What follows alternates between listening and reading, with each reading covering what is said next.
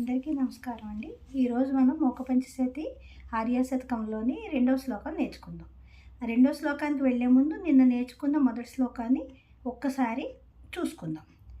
కారణపర చిద్రూపా కాంచీపురసీమ్ని కామపీఠగతా కాచన విహరతి కరుణా కాశ్మీరస్తబక కోమలాంగలత. ఇప్పుడు రెండవ శ్లోకము దాని వివరణలోకి వెళ్దాం.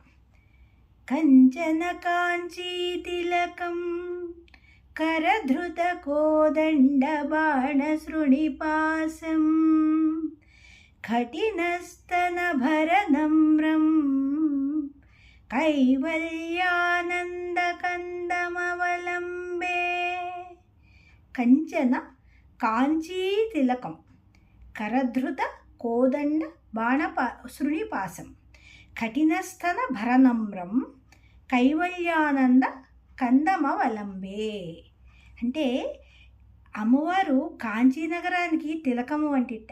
అంటే మనం ఎన్ని అలంకారాలు చేసుకున్నా మనం బొట్టు పెట్టుకోలేదనుకోండి, మన మొహం ఎలా ఉంటుంది?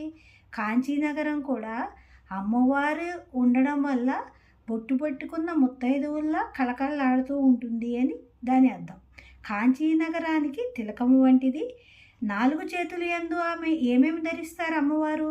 ఒక చేతిలో ధనుస్సు, ఒక చేతిలో బాణము, ఇంకొక చేతిలో అంకుశము, ఇంకొక చేతిలో పాశములను ధరించినది. పాలింట్ల బరువుచే వంగినదియు. అంటే ఈ స్తనభారం వల్ల ఆమె కొద్దిగా ఇలా, ఎందుకంటే నిన్ననే చెప్పుకున్నాం మనం, ఆమె తీగ వంటి శరీరం కలిగింది అని. తీగ వంటి శరీరం కలిగింది అంటే ఆమె నడుము సన్నటి తీగలా ఉంటుంది.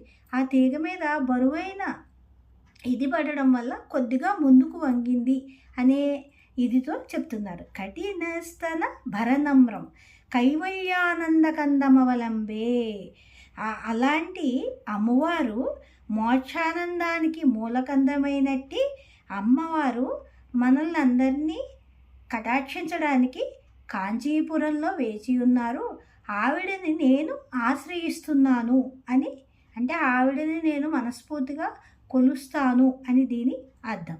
కాంచీనగరానికి తిలకం వంటి అమ్మవారు 4 చేతులు యందు ధనుస్సు, బాణము, అంకుశము, పాశములను ధరించి పాలింట్ల బరువుచే కొంచెం వంగి అలా ఒక అందమైన రూపంలో ఉన్న ఆ అమ్మవారు మనందరికీ మోక్షానికి ఆనందానికి మూలకందమైనట్టి అమ్మవారు.